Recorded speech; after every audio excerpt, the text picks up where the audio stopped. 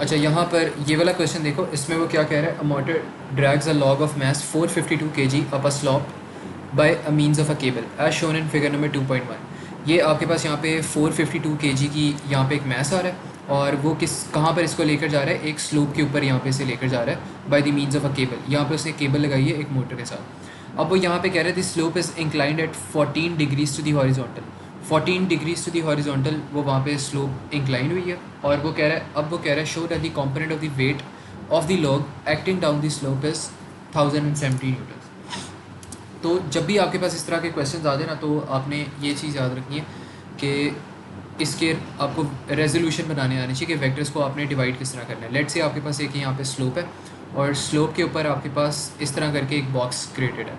अब आपने क्या करना है, इसकी डायरेक्शन बनानी है कि कहाँ पर इसके ऊपर फोर्स लग रही है और किस डायरेक्शन से लग रही है। ये वाला जो आपके पास एंगल आ रहा है, इसको लेट से हम कंसिडर कर लेते हैं 15 डिग्रीज।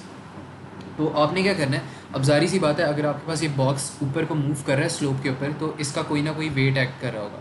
तो जो वेट होता है वो सेंटर से एक्ट करता है और हमेशा इस तरह डाउनवर्ड्स एक्ट कर लेगा। तो सबसे पहला जो आपने यहाँ पे वो बनाने वेक्टर बनाना है, वो आपने वेट का बनाना है, और वो डायरेक्टली वर्टिकली नीचे आ जाएगा। फिर आपने क्या करना है, आपने इसके साथ एक और यहाँ पे एक वेक्टर बनाना है जो कि इस तरह आ रहा होगा, परपेंडिकुलर टू दी सरफेस आ रहा होगा। जो ये आपके पास सरफेस बन रही है ना, इसके परपेंडिकुलर आ रहा होगा, तो ये आपने एक और वेक्टर बना लिया। फिर आपके पास एक वेक्टर आ जाएगा जो कि इस ट्राइंगल को कंप्लीट करेगा।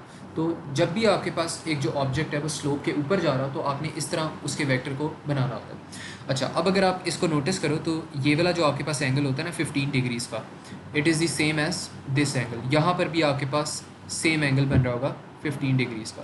तो यहाँ पर जो एंगल बन रहा है उसको भी मैं 15 डिग्रीज़ कह दूँगा। तो जो भी आपके पास यहाँ पर एंगल होता है, वही आपके पास एंगल इसके अंदर भी बन जाता है। तो ये बात तो हमारे पास क्लियर होती है। अब आपने करना कि आपके पास यहाँ पे वेट आ रहा है, आपने उसको रिजॉल्व कर देना है दो पार्ट्स में। तो अगर आप ये वाला यहाँ पे एंगल देखो, तो इसमें आपके पास वेट रिजॉल्व हो जाएगा। इसमें अगर आप एंगल को देखो, तो एंगल आपके पास एडजेसेंट है विद द बेस, तो यहाँ पर आपके पास आ जाएगा W cos 15 आंसर आ जाएगा। अब यहाँ पे अगर आप देखो, ये वाला जो एंगल आ रहा है, इसके ऑपोजिट एक परपेंडिकुलर आ रहा है, तो ये इसका परपेंडिकुलर है। और परपेंडिकुलर अगर आपने फाइंड करना है, तो हमेशा हाइपोटेनस को आप किससे मल्टीप्लाई करते हो, साइन से। तो यहाँ पर आ जाएगा आंसर 15, W sin 15 आ जाएगा। तो हमेशा आपने जब भी आपके पास एक ऑब्जेक्ट किसी स्लोप के ऊपर जा रहा हो, तो उसके जो वेक्टर्स होते हैं वो आपने हमेशा इस तरह रिजॉल्व करने होते हैं। और ये बात आराम से तसल्ली से समझ लेना, क्योंकि ये M1 में बहुत इंपॉर्टेंट और बहुत एक अहम बात है जो कि M1 में आपने पढ़नी है दोबारा। तो अगर यहाँ पर ये चीज़ समझ आ जाएगी ना, तो M1 में आपको इंशाल्लाह मसला नहीं होगा। तो यहाँ पे समझ लो ये किस तरह हुआ है, कैसे हुआ है। अगर इसमें कोई कन्फ्यूजन है, रिपीट करना चाहते हो तो मुझे बता दो, मैं दोबारा रिपीट कर देता हूँ, लेकिन लेट मी नो। सर एक दफा फिर से बता दें, वो कॉल आ गई थी, मैंने सुना नहीं। ठीक है, मैं दोबारा से इसको बना देता हूँ, थोड़ा सा बेहतर करके भी बना देता हूँ। एक हम एज्यूम करते हैं, यहाँ पे हमारे पास एक स्लोप है, ये हमारे पास सरफेस है, और सरफेस के ऊपर एक स्लोप इस तरह एक्ट कर रही है। अब इस सरफेस के ऊपर हमारे पास एक ऑब्जेक्ट है, ये हमारे पास ऑब्जेक्ट है। अब इस ऑब्जेक्ट का हमने क्या करना है, जो भी फोर्सेस की डायरेक्शंस आ रही हैं इस ऑब्जेक्ट के ऊपर, वो हमने क्रिएट करनी है यहाँ पे। तो जो सबसे पहली यहाँ पे फोर्स की डायरेक्शन आएगी वो वेट की आएगी, और वेट हमेशा किस तरह एक्ट करता है, वर्टिकली डाउनवर्ड्स एक्ट करता है। इस तरह हमने वेट को बना दिया। और अब यहाँ पे कंसिडर कर लेते हैं कि जो एंगल आ रहा है हमारे पास, एंगल आ रहा है हमारे पास 15 डिग्रीज़ का। अच्छा, अब हमने क्या करना है, अब ये वाला जो वेट है, ये हमारे पास दो डिफरेंट कंपोनेंट्स में रिजॉल्व हो सकता है। एक जो हमारे पास यहाँ पे इसका कंपोनेंट आएगा, दैट वुड बी दिस, ये हमारे पास एक कंपोनेंट आ जाएगा। और जो एक दूसरा कंपोनेंट आएगा, वो हमारे पास ये वाला कंपोनेंट हो जाएगा। तो ये एक ट्राइंगल क्रिएट हो जाएगा। और एक और चीज़ हमने यहाँ पे बात की थी कि जो यहाँ पे आपके पास एंगल आ रहा है, वही आपके पास यहाँ पर भी एंगल की वैल्यू होगी। यहाँ पे एंगल की वैल्यू 15 थी, तो यहाँ पर भी एंगल की वैल्यू 15 होगी। इसको आप प्रूफ करके भी देख सकते हो। यहाँ पर आपके पास एंगल 90 डिग्रीज़ का बन रहा है, और जो यहाँ पे अगर यहाँ पे 90 का बन रहा है, तो आप यहाँ पे कैलकुलेट कर सकते हो। फिर आप इसको angle on a straight line आपके पास बन जाएगा। तो बेसिकली होगा ये कि यहाँ पे आपके पास 90 डिग्रीज़ का एंगल बन रहा है। ये जो अब मैं चीज़ समझाने वाला हूँ, ये अगर नहीं भी समझ आती, इट्स ओके, फ़ाइन है, लेकिन अगर समझना है तो समझ लो। यहाँ पे आपके पास 90 डिग्रीज़ का एंगल आ रहा है, 90 + 15 करो, आपके पास कितना आ जाएगा, 105 आ रहा है। अब अगर आपने ये वाला एंगल फाइंड करना है, तो 180 को माइनस करो 105 से, तो आपके पास यहाँ पे एंगल आ जाएगा 75। अब ये वाला एंगल और जो ये वाला एंगल है ये आपके पास क्या बन रहे हैं, आपके पास एडजस्टेड एंगल्स बन रहे हैं। तो यहाँ पे आपके पास आ जाएगा ये भी 75 डिग्रीज़ हो जाएगा, और ये जो है ये आपके पास 90 डिग्रीज़ है। तो 75 प्लस 90 करो, 165 आ गया, 165 को 180 से माइनस करो तो ये वाला एंगल आपके पास 15 आ जाएगा। तो इस तरह बेसिकली हम प्रूव करते हैं।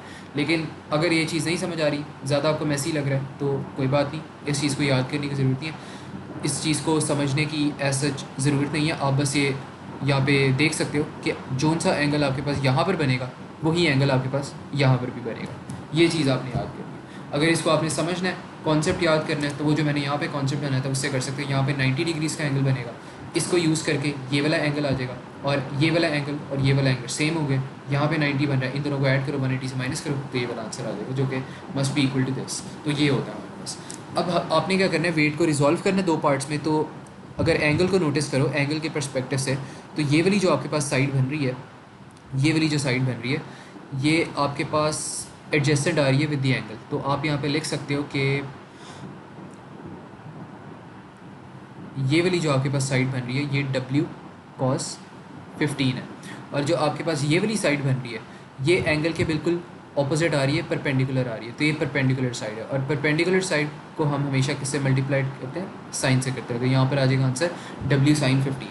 तो ये वाला जो आपके पास कंपोनेंट है ये W sin 15 आ गया, ये वाला कंपोनेंट W cos 15 आ गया, और ये वैसे ही W आ रहा है। अच्छा, अब इनकी डायरेक्शंस भी बड़ी इंपॉर्टेंट होती हैं। जो हमारे पास इसकी डायरेक्शन बन जाएगी W sin 15 की, वो हमारे पास यहाँ पर एक्ट करेगी, और जो इसकी हमारे पास डायरेक्शन होती है ना, इसकी डायरेक्शन हमारे पास एक्ट करती है हमेशा यहाँ पर एक्ट कर रही होती है। तो ये जो इनकी डायरेक्शंस आती हैं इनको देख लेना, ये इंपॉर्टेंट होती हैं, ठीक है। इसमें कोई कन्फ्यूजन हो तो पूछो, कोई सवाल, कोई कन्फ्यूजन।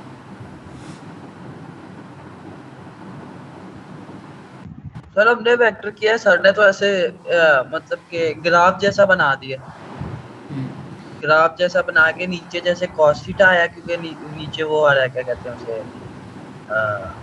एंगल आ रहा है, और दूसरी साइड पे उन्होंने साइन थीटा कर दिया कि दूसरी साइड पे एंगल नहीं आ रहा। जो उसके ऊपर आएंगे तो पहले के हुए होंगे, और जो नहीं हुए होंगे उन्हें हमें रिजॉल्व करना होगा। ये चक्कर क्या है सर? देखो यही करना और था। इसमें सर टेंशन कहाँ है? देखो इसमें हमारे पास टेंशन नहीं ऐड करेगी, टेंशन हमारे पास इसलिए नहीं यहाँ पे ऐड करी बिकॉज यहाँ पे कोई पुलिस सिस्टम नहीं आ रहा।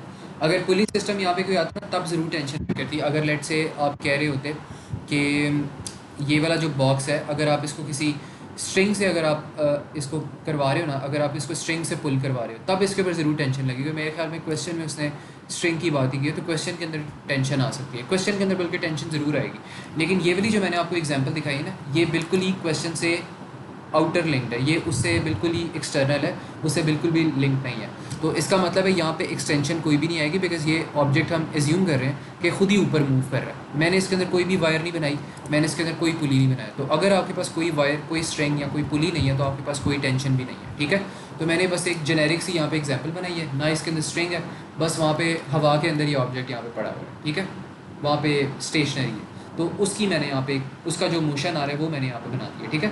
तो अभी इसको कंफ्यूज करने की ज़रूरत नहीं है, अभी क्वेश्चन में हम आके सेपरेटली देखेंगे क्वेश्चन के अंदर क्या सिनेरियो बन रहा है। लेकिन जो जनरल हमारे पास सिनेरियो बनता है वो इस तरह बनता है, हमने इस तरह कभी भी एक स्लोप आ जाए, उसके अंदर ऑब्जेक्ट हो, तो उसके ऑब्जेक्ट के जो कॉम्पोनेंट्स होते हैं वो हमने इस तरह रिजॉल्व करने होते हैं। तो दिस इज़ आवर सिनेरियो, ठीक है।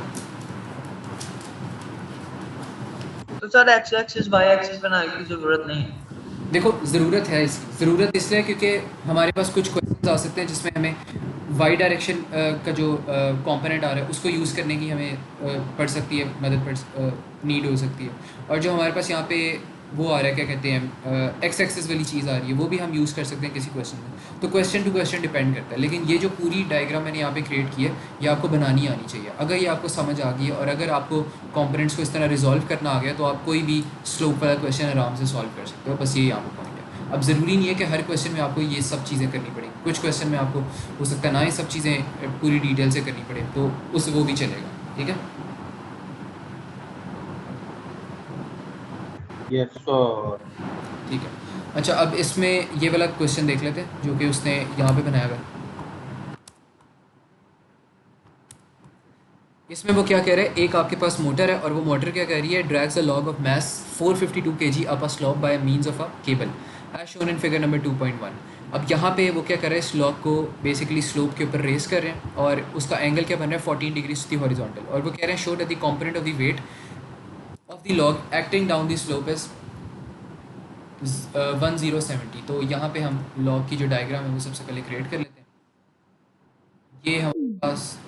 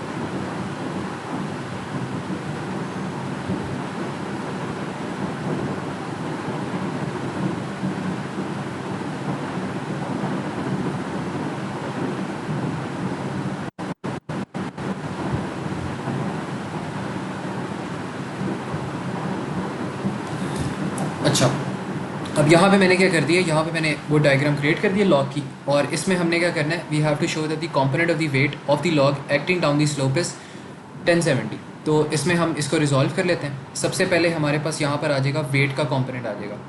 अब हमने बात की थी कि जो भी यहाँ पे एंगल होगा वो यहीं पर भी इस ट्रायंगल का भी एंगल बन रहा होगा। तो यहाँ पर जो हमारे पास एंगल बनेगा it should also be equal to 14 degrees. तो ये वाला भी एंगल 14 डिग्रीज़ का। तो अब हमारे पास यहाँ पे दो कंपोनेंट्स बन रहे हैं। एक हमारे पास कंपोनेंट बन रहा है डब्ल्यू कॉस 14 का, और जो दूसरा कंपोनेंट हमारे पास बन रहा है वो बन रहा है डब्ल्यू साइन 14 का कंपोनेंट बन रहा है। अब वो कह रहे हैं हमने क्या करना है, show that the component of the weight acting down the slope. Down the slope हमारे पास कौन सी डायरेक्शन होगी, ये वाली डायरेक्शन होगी। तो अगर ये वाली डायरेक्शन में आप लोग नोटिस करो तो हमारे पास ये वाला यहाँ पे कंपोनेंट आ रहा है जो कि हमारे पास इक्वल टू है डब्ल्यू साइन 14 के इक्वल टू। तो हम यहाँ पे लिख सकते हैं कि अगर हमने कंपोनेंट फाइंड करना है वेट का जो कि एक्ट डाउन कर रहा है स्लोप के, तो वो डब्ल्यू साइन 14 होगा। तो इसको हम थोड़ा सा और चेंज करते हैं। डब्ल्यू हमारे पास किस चीज़ के इक्वल टू होता है, एम जी साइन 14 के इक्वल्स टू होता है। और मैथ्स उसने हमें दिया हुआ है, मैथ्स उसने कितना दिया 452। 452 हमारे पास मैथ्स है। जी की वैल्यू हमारे पास 9.81 है, और फिर हमारे पास आ जाएगा साइन 14। तो इसका जब आप लोग आंसर निकालोगे तो it must be equal to 1017 newtons. इसको कंफर्म भी कर लो अगर आंसर यही आ रहा है। आंसर आ रहा है आप लोग का 1072 कुछ आ रहा है, उसको जब आप राउंड ऑफ करोगे तो आपके पास 1070 न्यूटन्स में आंसर कन्वर्ट हो जाएगा। तो इस तरह हमने ए पार्ट परफॉर्म करना था। इसमें कोई इशू हो तो पूछ लो। सर ये mg कहाँ से आया? देखो एम जी जो होता है हमारे पास वेट का फॉर्मूला होता है। वेट का formula is equal to M G, ठीक है। ये हमारे पास वेट का फॉर्मूला होता है, weight is equal to mass into gravitational potential. अच्छा, अब हमने क्या करना है, यहाँ पे सेकंड पार्ट इसका है। सेकंड पार्ट हम देखते हैं, सेकंड पार्ट में क्या कह रहा है।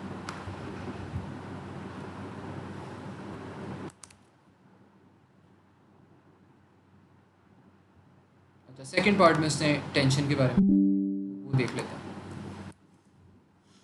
सेकंड में वो कह रहा है the log starts from rest a constant frictional force of 525 newton acts on the log. The log accelerates up the slope at 0.30 metre पर second square. Calculate the tension in the cable. तो इसमें अब हमने क्या करना है, tension calculate करनी है. तो यही मैं यहाँ पे कॉपी पेस्ट कर लेता हूँ ऊपर, फिर इसको कर लेता हूँ.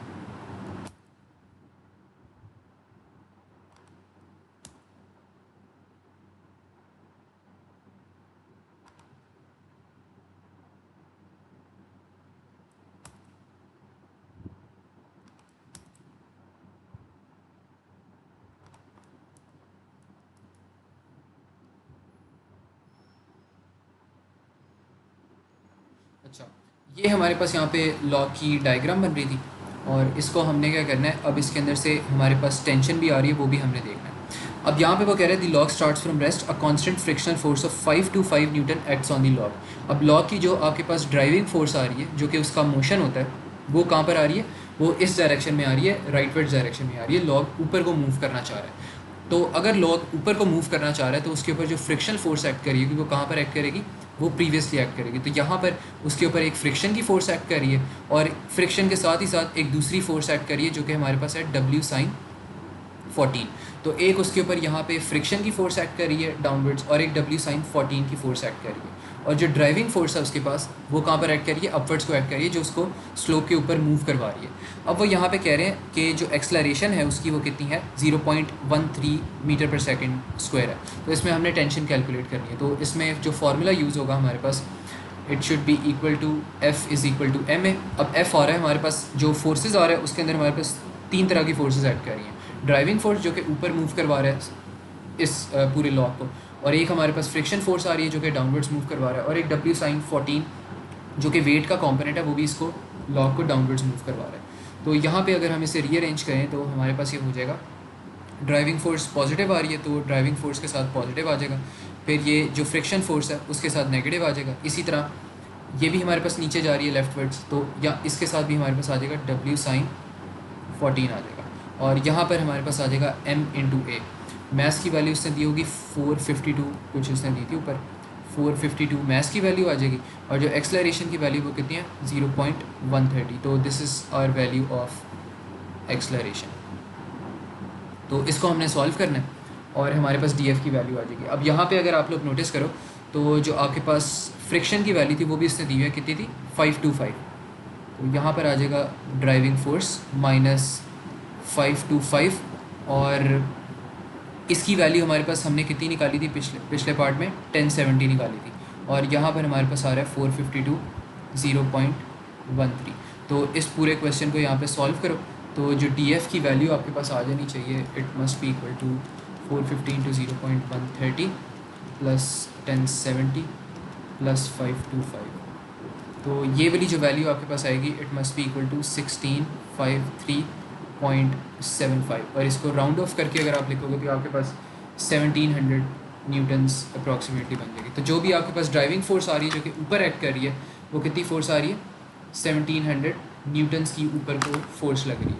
तो ये हमारे पास यहाँ पे इसका आंसर होगा. ऊपर भी यहाँ पे उसने ये आंसर दिया हुआ है, 1650 आंसर था और 1653.75 आ रहा था, उसने इसको 1650 में कन्वर्ट कर दिया. मैंने उसको 1700 में कर दिया, उसने 1650 कर दिया. बल्कि बेहतर ये आप इसको भी 1650 में कर दो, 1650 बेहतर रहेगा क्योंकि ये आपके पास 3SF बन जाएगा. फिर 1 2 3 3SF में बेहतर होता है. तो 3SF में इसको कर दो तो 1650 न्यूटन्स. ठीक है, यहाँ तक किसी का कोई कन्फ्यूजन, कोई सवाल पूछो.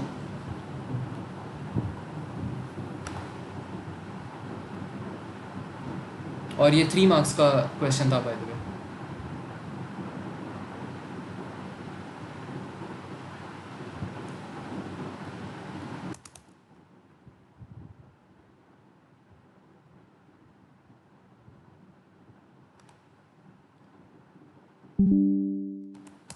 अच्छा, अब वो हमें क्या कह रहा है सेकंड पार्ट के अंदर, the log is initially at rest at point S. It is pulled through a distance of 10 metres to point P.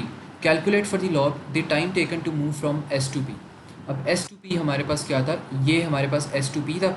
इसके दरमियान डिस्टेंस कितना था, 10 मीटर्स का डिस्टेंस था. और एक्सलरेशन हमने फाइंड कर ली, कितनी एक्सलरेशन हमें पता है 0.130 थी और मैस दिया 450 था. और हमारे पास जो फोर्सेस के कंपोनेंट्स हैं वो भी हमारे पास मौजूद हैं। तो इसमें हम फार्मूला कौन सा लगा सकते हैं वो हमने देखना है। इक्वेशंस ऑफ मोशन वाला कोई हम फार्मूला लगाएंगे यहाँ पे, जो अगर हम S is equal to U T plus लगा लें। अब उसने यहाँ पे बात की है कि इनिशियली किससे स्टार्ट हो रहा है, रेस्ट से स्टार्ट हो रहा है। तो हम यहाँ पे कह सकते हैं कि जो भी हमारे पास इनिशियल वेलोसिटी है लॉ की वो कितनी होगी, 0 metre per second. Final we don't know. Acceleration हमारे पास कितनी है, 9.81 है।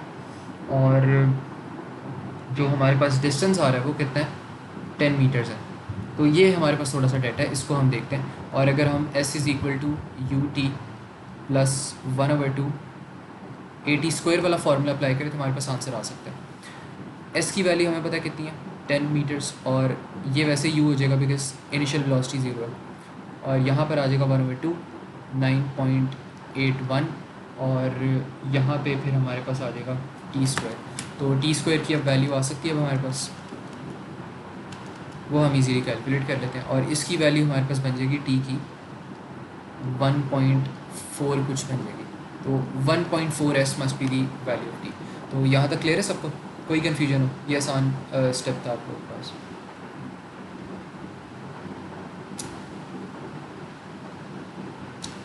अच्छा, एक इसमें एरर हुआ, जो एक्सलरेशन हमारे पास आ रही थी ना, ये 9.81 नहीं थी, ये उसने हमें ऑलरेडी दी हुई थी 0.13 थी। तो यहाँ पे एक्सलरेशन आपने 0.13 लेनी है, 0.13 मस्ट बी योर एक्सलरेशन। और अगर इसको आप कैलकुलेट करोगे तो ये आपके पास बन जाएगा आंसर 12.4।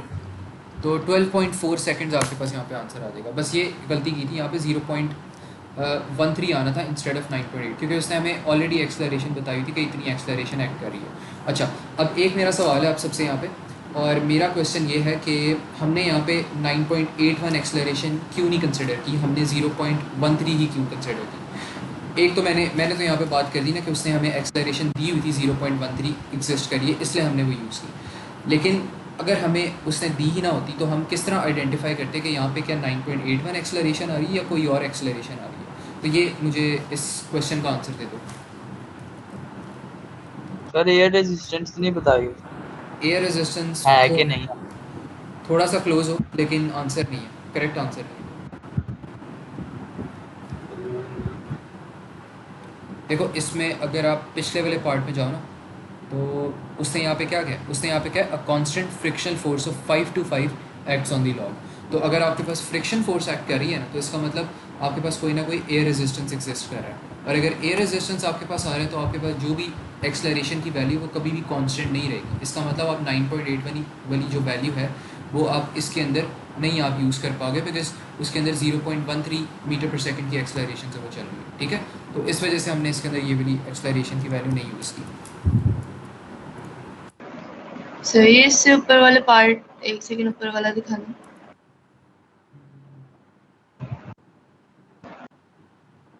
नहीं, ये B1 वाला। ये है अभी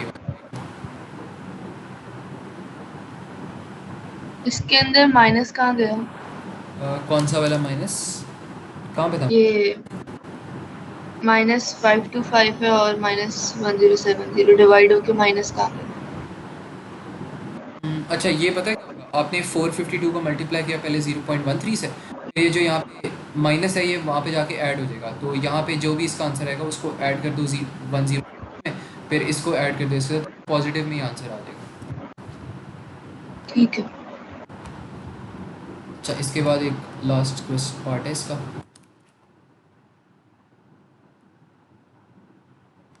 वो क्या हमसे कैलकुलेट करवा रहा है, वो हमसे कैलकुलेट करवा रहा है the magnitude of the velocity at P पर जो उसकी वेलोसिटी आ रही है वो कैलकुलेट करके बता दो। जो यहाँ पे उसकी फाइनल वेलोसिटी आ रही है वो हमने फाइंड करनी है। तो इसमें हमें फाइनल नहीं पता था, तो इसमें अगर हम देखें तो टाइम भी आ गया हमारे पास। अब हम लगा सकते हैं formula v is equal to u plus a t, वो हम आराम से फार्मूला लग सकते हैं, v is equal to u plus a t. तो यहाँ पे अगर देखो v की वैल्यू फाइंड करनी है, u की वैल्यू हमारे पास 0 है और इसकी वैल्यू 0.13 है और इसकी वैल्यू 12.4 है। तो जब अब जो v की वैल्यू आएगी हमारे पास, it must be equal to 1.6 करके कुछ होगा। तो जो भी हमारे पास फाइनल वेलोसिटी आ रही है it must be equal to 1.6 metre पर सेकंड स्क्वायर। सही है। अच्छा, अभी भी ये क्वेश्चन एंड नहीं हुआ, एक और क्वेश्चन इसके अंदर आ गया, अभी ग्राफ इसके बाद एंड हो रहा है। चलिए सवाल करवाने के बाद आप थोड़े फंक्शन से सवाल करवा देंगे जब भेजूंगा मैं। अच्छा ठीक है, मैं करवा दूँ। अच्छा, इसमें वो क्या कह रहा है, सी पार्ट में, the cable breaks when the log reaches point P on figure number 2.2 sketch the variation with time t of the velocity v of the log. The graph should show v from the start at s until the log returns to s। अब वो कह रहा है यहाँ पे कि जो cable आ रही है ना हमारे पास, वो ब्रेक कर जाती है जैसे ही जो हमारे पास ये लॉग होता है वो पॉइंट p को रीच करता है। तो पॉइंट P हमारे पास कौन सा था, ये वाला पॉइंट था। जैसे ही पॉइंट P पर लॉग आता है, जो केबल होती है हमारे पास वो ब्रेकअप कर जाती है। तो जैसे ही केबल ब्रेक करती है तो हमने क्या करना है, हमने ग्राफ शो करना है। The graph should show velocity from the start at s until the log returns to s। तो हमने ये जो स्टार्टिंग पॉइंट है s का, वहाँ से लॉग को स्टार्ट करवानी है वेलोसिटी, और जब वो वापस आ जाती है तब हमने दिखाना है। वो कह रहा है बेसिकली ये हमारे पास यहाँ पे लॉग था, लॉग यहाँ से ट्रैवल करता है पॉइंट s से, ट्रैवल करते करते ऊपर जाता है। जैसे ही पॉइंट एस पे आता है, पॉइंट एस पे जाके केबल ब्रेक कर गई तो लॉग वापस नीचे आ गया। तो वो एस से गया ऊपर पी तक और पी से वापस एस पर आ गया। तो ये हमारे पास हो रहा है बेसिकली। अच्छा, तो पहला जो यहाँ पे पॉइंट बन जाएगा आप लोग के पास, वो डायरेक्टली आप लोग के पास ये वाला पॉइंट बन जाएगा 0 0, क्योंकि पहले आपके पास जब टाइम 0 है तो इनिशियल वेलोसिटी कितनी है, 0 की है। इनिशियल वेलोसिटी हमने ऊपर देखी भी थी 0 की, तो वो 0 से यहाँ पे स्टार्ट ले रहा है। फिर इसके बाद क्या हो रहा है, वो जब 0.13 हमारे पास टाइम होता है, यहाँ पे लेट से कंसिडर कर लेते हैं 0.13 सेकंड है। जैसे ही हमारे पास 0.13 सेकंड होता है, उसकी वेलोसिटी हमारे पास क्या हो जाती है, 1.6 हो जाती है।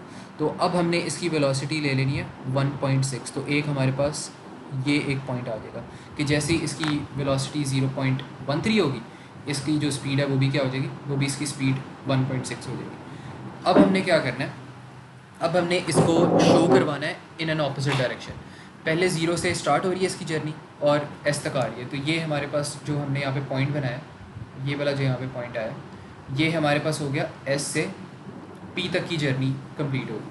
अब हमने जर्नी शो करनी है from P to S, P से वापस S तक की हमने जर्नी शो करनी है। तो इसको अगर आप लोग करोगे तो इसमें क्या होगा, इसको ग्राफ को आपने इस तरह एक्सटेंड करना है, और अब आपके पास जैसे ही वो जो लॉग है वो ऑपोजिट डायरेक्शन में जाएगा, तो ऑपोजिट डायरेक्शन में जाके क्या करेगा, उसकी स्पीड दोबारा नेगेटिव हो जाएगी। तो नेगेटिव में आपने इसकी स्पीड को यहाँ पे शो करवाना है।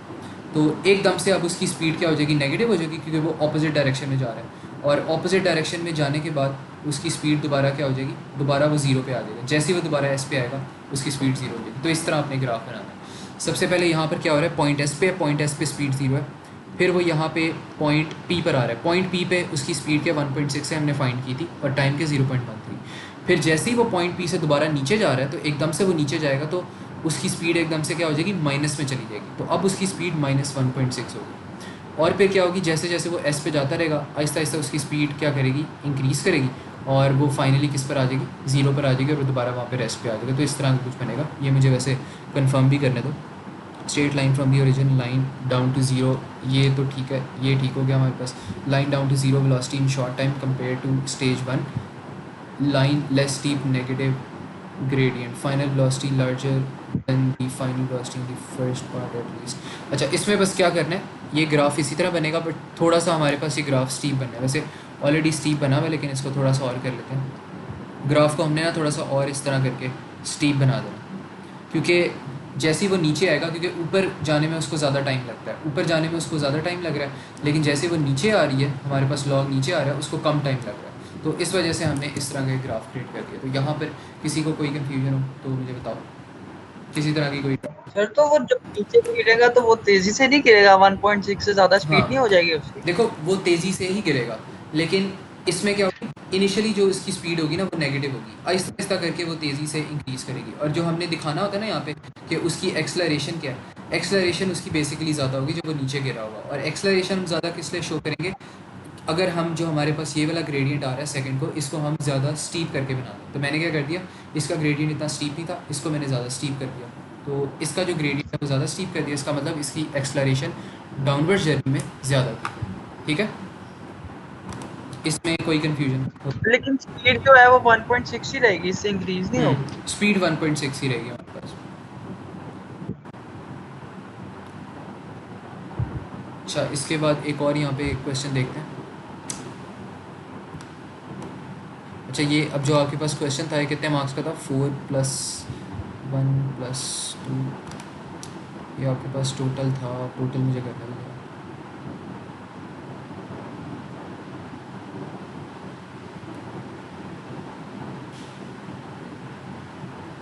ये आपके पास 11 मार्क्स का टोटल क्वेश्चन था और ये पूरा प्योरली डायनेमिक्स का, थोड़ा बहुत इसके अंदर टेंशन था। तो देख लो, इस तरह करके वो एग्जामिनर क्वेश्चंस को टेस्ट करता है और अच्छे खासे डायनेमिक्स हो गए, काइनेमेटिक्स, इलेक्ट्रिसिटी, रेडियो एक्टिविटी, जो आपके पास मेजर चंक्स ऑफ चैप्टर्स हैं, इनके अंदर से वो अच्छे खासे जो मार्क्स हैं वो टेस्ट करता है। अप्रॉक्सीमेटली आपके 10 मार्क्स आराम से वो टेस्ट कर लेता है और फिर आपके पास 10, 11, कई बार क्वेश्चन आते हैं आपके पास 15 से 16 मार्क्स तक भी एक थ्योरी का क्वेश्चन चला जाता है। तो जो थ्योरी है उसमें हर टॉपिक को आपने प्रिपेयर करके जाना, बिकॉज यू नेवर नो किस टॉपिक पर वो कितने ज़्यादा मार्क्स को टेस्ट कर ले। सर वेक्टर के चैप्टर का नाम क्या है? वेक्टर्स तो हमारे पास हर चैप्टर में होता है, लेकिन जो आपके पास वेक्टर्स हम इनिशियली पढ़ते हैं वो हमारे पास फिजिकल क्वांटिटीज़ एंड यूनिट्स में होता है। अच्छा, अब ये वाला क्वेश्चन देखो, इसमें वो क्या कह रहे हैं, state the principal of conservation of momentum. तो दो उसने आपको यहाँ पे मार्क्स दिए, तो आपने दो यहाँ पे कोई पॉइंट्स लिखने हैं। सबसे पहला आप यहाँ पे पॉइंट लिख दोगे कि इनिशियल मोमेंटम, अब मैंने यहाँ पे पी लिखा है, आपने पूरा मोमेंटम लिखना है और आपने इंग्लिश में डिस्क्राइब करना है। इक्वल टू की जगह भी आप यहाँ पे जो मैंने साइन बनाया है, सिंबल बनाया है, इसकी जगह आप इंग्लिश में लिख सकते हो। जो इनिशियल मोमेंटम होता है it is equal to final momentum, 1 mark मिल गया। फिर आपने यहाँ पे लिख देना है in a close system. Close system का मतलब है जहाँ पे कोई एक्सटर्नल फोर्सेस नहीं एक्ट कर रही। तो ये चीज़ आपने डिस्क्राइब कर दी, यहाँ पे आपको क्या हो गया, सेकंड आपको नंबर मिल गया। अब यहाँ पे सेकंड पार्ट में वो क्या कह रहे हैं, state the difference between an elastic and an inelastic collision. अच्छा, अब इसके अंदर हमने तीन पॉइंट्स पढ़े थे जो कि आपकी फिंगर टिप्स पे होने चाहिए। तो एक जो हमारे पास पॉइंट था वो ये था कि जो काइनेटिक एनर्जी होता है, kinetic energy is not conserved in elastic, जबकि इलास्टिक में कंजर्व होती है। और दूसरा पॉइंट आप ये बना सकते हो कि speed of approach is not equal to speed of separation in elastic. ठीक है, तो ये यहाँ पे दूसरा पॉइंट बन जाएगा आपके पास। तो इन दोनों में से कोई भी पॉइंट लिख दो, आपको 1 नंबर मिल जाएगा। अच्छा, अब यहाँ पे रियल क्वेश्चन पे आते हैं।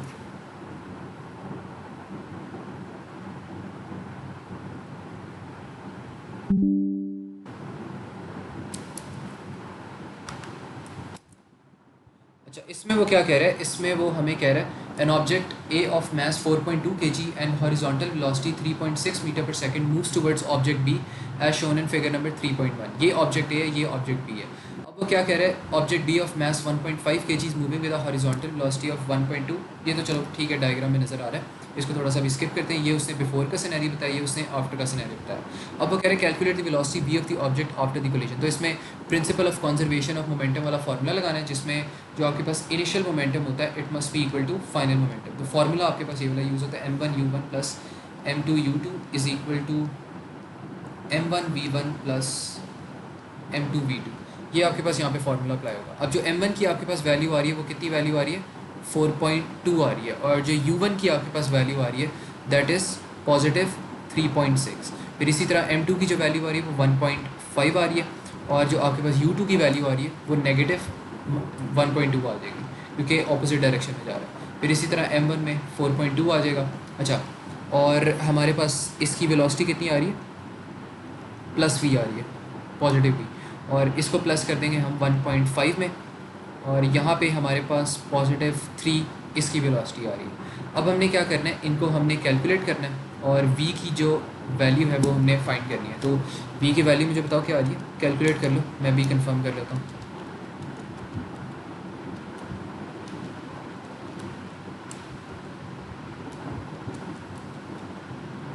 अच्छा, इसकी वैल्यू हमारे पास आ जाएगी 2.1।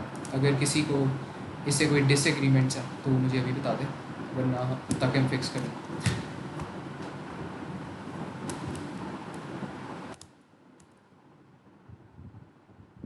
और ये 3 मार्क्स का क्वेश्चन था बाय द वे।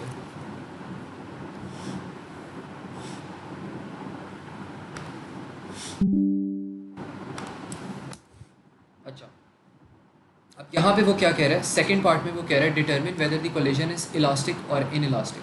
अब इसमें हमने पढ़ा था कि इलास्टिक कोलिजन में क्या होता है, काइनेटिक एनर्जी कंजर्व रहती है, लेकिन इन इलास्टिक में कंजर्व नहीं रहती। तो हम क्या कर सकते हैं, हम यहाँ पे पहले बिफोर वाली काइनेटिक एनर्जी फाइंड कर सकते हैं और आफ्टर वाली। अगर वो दोनों इक्वल आ रही हैं तो इलास्टिक है, अगर वो दोनों नॉट इक्वल टू आ रही है तो वो इन इलास्टिक है। तो इसमें हम देखते हैं दोनों की काइनेटिक एनर्जी पहले कैलकुलेट करते हैं। तो यहाँ पर आ जाएगी काइनेटिक एनर्जी बिफोर। इसमें हमने दोनों ऑब्जेक्ट्स की कंसिडर करनी है, 1/2 m पहले ऑब्जेक्ट का मास आपके पास था 4.2 और उसकी वेलोसिटी कितनी थी 3.6, तो ये स्क्वायर हो जाएगा, प्लस आपके पास 1/2 दूसरे का मास 1.5 था और उसकी वेलोसिटी थी आपके पास 1.2 स्क्वायर, तो ये आपके पास आ जाएगा काइनेटिक एनर्जी इनिशियल। अब आपने क्या करना है, आपने फाइंड करनी है काइनेटिक एनर्जी फाइनल।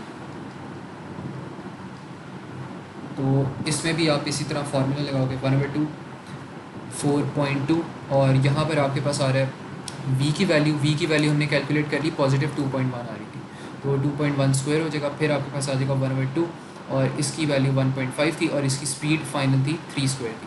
तो ये कैलकुलेट करो और मुझे बताओ आंसर्स क्या आ रहे हैं।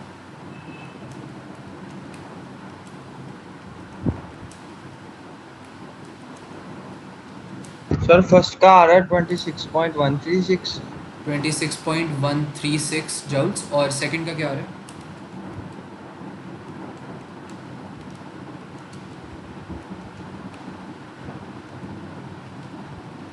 सेकंड का हमारे पास आ रहा है मेरे ख्याल में 16.011 जूल्स। तो ये अगर चीज़ आ रही है तो मुझे कंफर्म कर दो। यही आ रही है सर। ठीक है, अच्छा इसमें अब हमारे पास क्या हो रहा है कि जो हमारे पास 26.136 जूल्स आया, it is not equal to 16.011 joules. अब इसका मतलब क्या है कि जो हमारे पास कोलिजन आ रही है वो इन इलास्टिक है, क्योंकि इन इलास्टिक कोलिजन में क्या होता है, इन इलास्टिक कोलिजन में हमारे पास जो के ई बिफोर होती है it is not equal to kinetic energy final. तो हम कह सकते हैं हमारे पास इन इलास्टिक कोलिजन है। अगर इन दोनों की वैल्यू सेम आती तो इलास्टिक कोलिजन होती। तो ये चीज़ समझ आ गई सबको, इसमें कोई कन्फ्यूजन हो तो बताओ।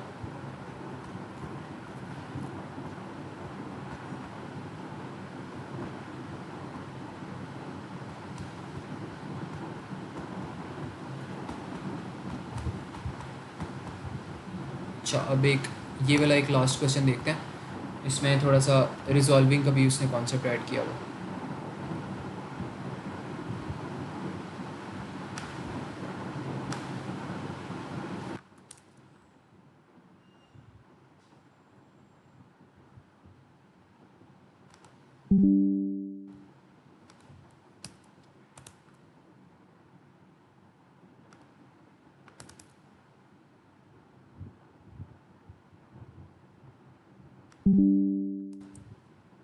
अच्छा अच्छा, ये वाला क्वेश्चन देखो, इसमें वो क्या कह रहा है, टू पार्टिकल्स। अच्छा, ये बी पार्ट उसने दिया हुआ, जो पहला पार्ट था उसमें उसने कहा था define the principal of conservation of momentum.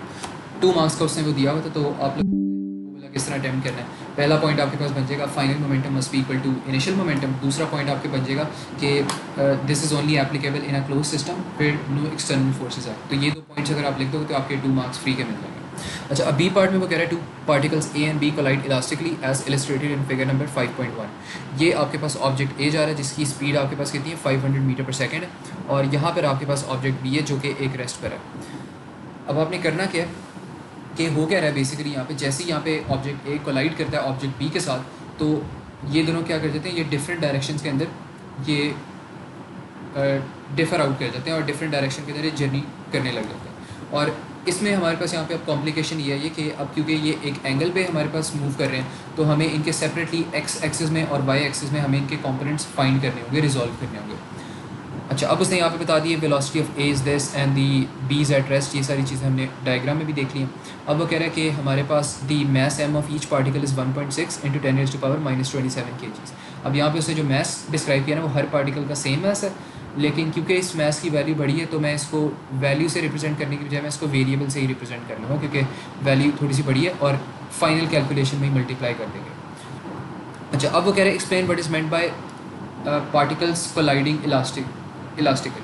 तो जब भी कोई पार्टिकल्स इलास्टिकली कोलाइड कर रहे होते हैं तो उनकी kinetic energy before and after same रहती है। तो आप लिख सकते हो कि their kinetic energy remains same, their kinetic energy before and after remains same.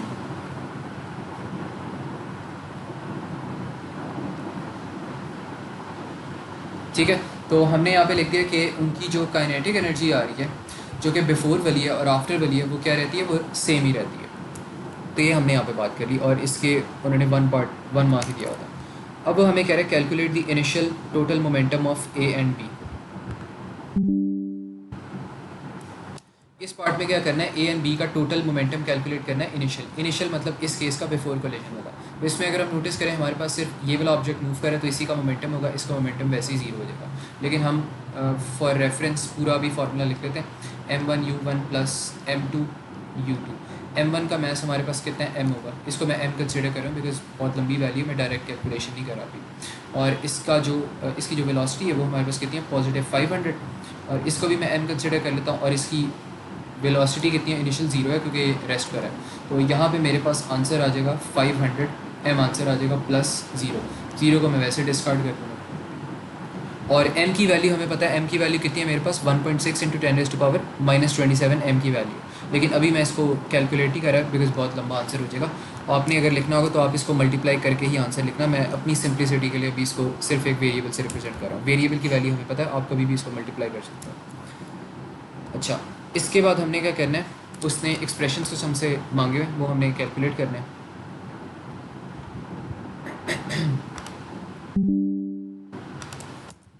अच्छा, यहाँ पे वो क्या कह रहे हैं, state an expression in terms of m velocity a and velocity b for the total momentum of a and b after the collision. In the x direction हमने expression बनाना है और इन द y डायरेक्शन हमने expression यहाँ पे create करना है।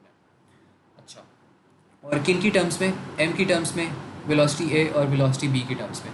अच्छा, और मोमेंटम का हमने एक्सप्रेशन निकालना है। मोमेंटम का हमारे पास फार्मूला क्या होता है, रो इज इक्वल रो कह रहा हूँ p is equal to m b, momentum is equal to m b होता है। अच्छा, अब यहाँ पे जो हमारे पास प्रॉब्लम आ रही है ना, प्रॉब्लम हमारे पास ये आ रही है, इसको मैं थोड़ा सा नीचे कॉपी पेस्ट कर देता हूँ।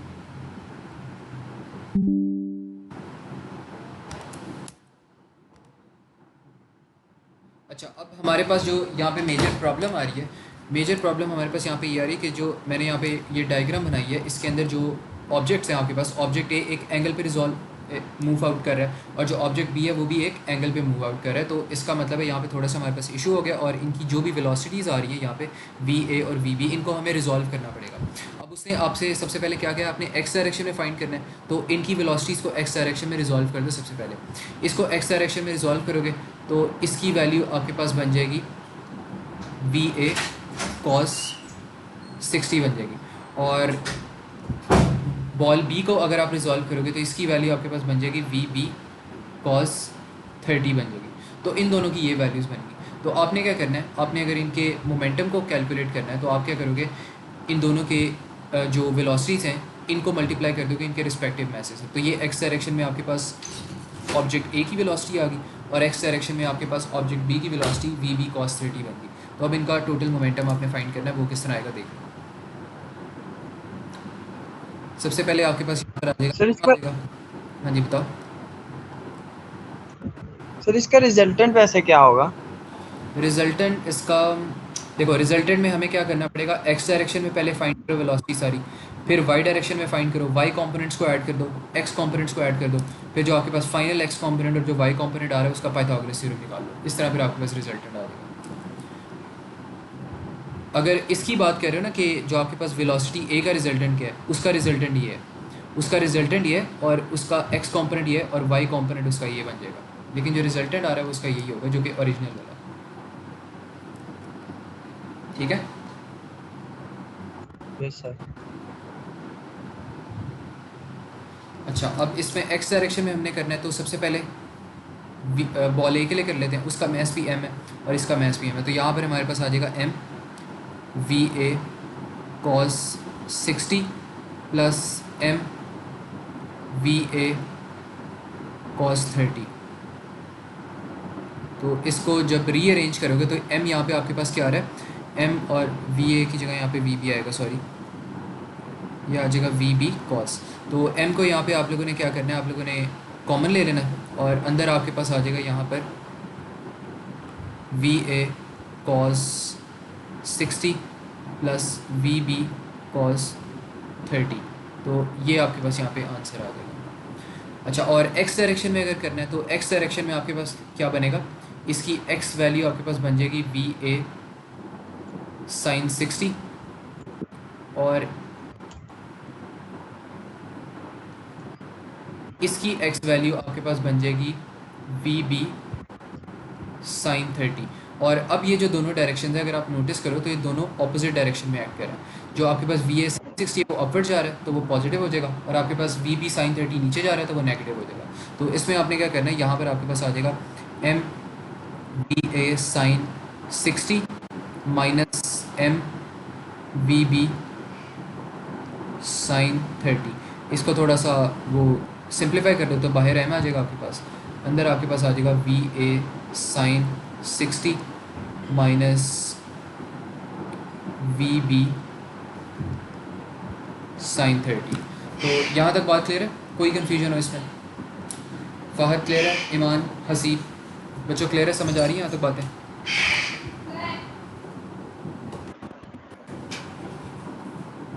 सही है, आपने y का निकाला है ना? हाँ जी, ये मैंने y का निकाला, ऊपर मैंने x डायरेक्शन के लिए निकाला था, ये वाला ठीक है। एक्सप्रेशन और ये वाला। अच्छा, अब एक क्लास इसका क्वेश्चन आ रहा है वो देख लेते हैं। यहाँ पर वो हमें क्या कह रहा है, वो कह रहा है calculate the magnitudes of the velocities va and vb after collision. तो ये हमने देखना है यहाँ पे, इसमें वो कह रहा है calculate the magnitudes of va and vb after the collision. After the collision इनका जितना भी मैग्नीट्यूड आ रहा है वो हमने कैलकुलेट कर लेना है। एक्सप्रेशन तो हमारे पास आ गया, x डायरेक्शन में ये वाला एक्सप्रेशन आ रहा है, y डायरेक्शन में ये वाला एक्सप्रेशन आ रहा है। अच्छा, अब इसके लिए हम क्या करते हैं, दो जो यहाँ पे हमारे पास सिनेरियोज आ रहे हैं उनको मैं यहाँ पे कर लेता हूँ कंबाइन, ताकि प्रॉपर समझ आ जाए। और जो दूसरा है हमारे पास वो ये वाला सिनेरियो बन रहा था बिफोर कोलिजन वाला, तो इसको भी हम देख लेते हैं। ये दूसरा सिनेरियो बन रहा है हमारे पास। अच्छा, अब हमने करना क्या, v और vb फाइंड करना है। जब भी आपके पास दो वेरिएबल्स आ जाए ना, दो अननोन वेरिएबल्स आ जाए, तो आपने समझ जाना है कि इनको आपने सब्स्टिट्यूशन या साइमल्टेनियस इक्वेशन से फाइंड करना है, और दो आपको इक्वेशंस क्रिएट करनी पड़ेंगी। तो सबसे पहले आप क्या करो, अब मैंने आपको बताया था फिजिक्स में जब भी आपने काम करना है आपने x डायरेक्शन और y डायरेक्शन में काम करना है। तो जो पहला यहाँ पे आपके पास आ जाएगा सिनेरियो वो मैं कंसिडर कर लेता हूँ x डायरेक्शन के लिए, और जो दूसरा मेरे पास सिनेरियो आ रहा है वो मैं कंसिडर कर लेता हूँ y डायरेक्शन के लिए। अब x डायरेक्शन के लिए मैं क्या करता हूँ, मैं initial is equal to final momentum वाली चीज़ करता हूँ। तो पहले जो, अगर आप पहले नोटिस करो इस सिनेरियो को, अब ये जो बात है ना ये गौर से समझनी है क्योंकि थोड़ी सी ये कॉम्प्लेक्स चीज़ है। अब इसमें अगर आप पहले वाला सिनेरियो नोटिस करो बिफोर कोलिजन वाला, तो इसके अंदर हमारे पास x डायरेक्शन में मोमेंटम एग्जिस्ट कर रहा है, बिकॉज दोनों जो हमारे पास वेलोसिटीज़ एक्ट कर रही है वो x डायरेक्शन में आ रही है। ये आपके पास राइट को मूव कर रहा है और ये आपके पास वैसे रेस्ट में तो x डायरेक्शन में आ रही है।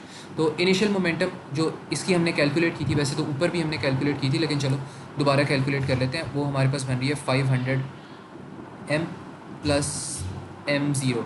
तो हमारे पास इसकी जो मोमेंटम आ गई इनिशियल वो कितनी बन रही है, वो हमारे पास बन रही है 500 m। फिर y डायरेक्शन में हमने क्या करना है, y डायरेक्शन में, अच्छा अब इसकी इनिशियल हमारे पास मोमेंटम आ गई 500 मीटर्स में आ रही है, और अब हमने क्या करना है, हमने x डायरेक्शन में फाइनल मोमेंटम कैलकुलेट करनी है। तो x डायरेक्शन में अगर देखो तो इसको वेलोसिटीज़ को अगर आप x डायरेक्शन में रिजॉल्व कर लो तो फिर उनको मैसेज से मल्टीप्लाई करो तो आपके पास x डायरेक्शन में फाइनल वाली चीज़ आ गई। लेकिन हमें इतना मुश्किल काम नहीं करना क्योंकि x डायरेक्शन की हमने एक्सप्रेशन ऊपर नोट किया था, और ऊपर हमारे पास एक्सप्रेशन था m va cos 60 plus vb cos 30। तो जो हमारे पास फाइनल मोमेंटम का एक्सप्रेशन हमने ऊपर ऑलरेडी कैलकुलेट कर लिया था जो कि बन रहा था m, और इसके अंदर हमारे पास वेलोसिटीज़ आ रही थी va cos 60 plus vb cos 30। तो ये फाइनल मोमेंटम का हमारे पास एक्सप्रेशन है। अब इन दोनों को इक्वल टू कर लो तो आपके पास ये बन जाएगा 500 m is equal to m va cos 60 plus va cos 30। अच्छा, ये आपके पास vb है, मैं इसको बार बार vb लिखी जा रहा हूँ। अच्छा, अब ये m और जो m है ये कैंसिल आउट हो जाएगा, तो इसमें आप ऐसा करो, वी ए को सब्जेक्ट बना लो। वी ए को जब आप सब्जेक्ट बनाओगे तो आपके पास यहाँ पे आंसर आ जाएगा 500 minus v b cos 30 over cos 60। ये आपके पास पहली जो इक्वेशन बन रही है वो आपके पास आ गई। अब आपने यहाँ पे क्या करना है, दूसरे सिनेरियो में आपने यहाँ पे दूसरी इक्वेशन यहाँ पे कैलकुलेट करवानी है, तो उसकी भी कैलकुलेशन कर लो यहाँ पे। तो इसमें क्या होगा, अच्छा अब इसमें अगर आप लोग नोटिस करो तो जो बिफोर वाली आपके पास कोलिजन एग्जिस्ट करिए उसमें वाई डायरेक्शन में कोई मोमेंटम है ही नहीं, वेलोसिटी आपके पास एक्स डायरेक्शन में एक्ट करिए, वाई में है नहीं, तो वाई में आपके पास इस केस में वैल्यू बन जाएगी इक्वल टू 0। और अब फाइनल कैलकुलेट करनी है, तो जो फाइनल मोमेंटम था एक्स वाई डायरेक्शन में उसका भी हमने यहाँ पे कैलकुलेट किया होता है expression m v a sine 60 minus v b sine 30। तो इसका एक्सप्रेशन हो जाएगा m v a sine 60 minus v b sine 30।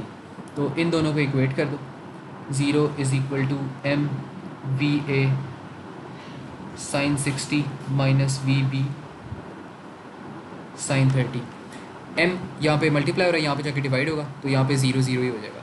तो अब इसको आप कर सकते हो v a sine 60 is equal to v b sine 30।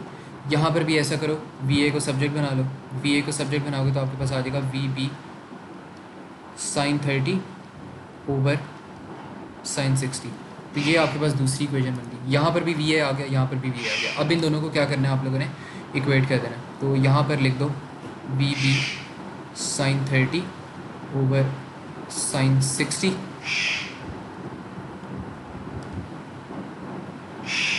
and this must be equal to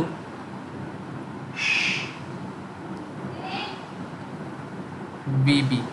अच्छा अब यहाँ पे जो VA आ रहा है आपके पास उसकी वैल्यू आपके पास यहाँ पे बन रही है 500 minus VB cos 30 over cos 60। अच्छा तो ये आपके पास एक्सप्रेशन बन रही है। अब इसको देख के घबराना नहीं है, इसको आराम से हम सॉल्व कर लेंगे। पहले साइन 30 की जो आपके पास वैल्यू आती है वो आती है 1/2 आती है, और साइन 60 की वैल्यू आती है, इसको देख लेते हैं पहले। 500 आपके पास एज इट इज़ आ जाएगा, और cos 30 की वैल्यू आपके पास होती है √3/2, और इसी तरह cos 60 की आपके पास वैल्यू आती है 0.5।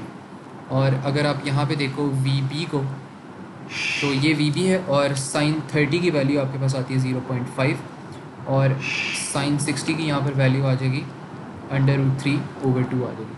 अब इसको मल्टीप्लाई करो, पहले इसको क्रॉस मल्टीप्लाई कर लो फिर इसको कर लेना, तो यहाँ पर आपके पास आ जाएगा √3/2 ब्रैकेट के अंदर 500 minus VB √3/2 which must be equal to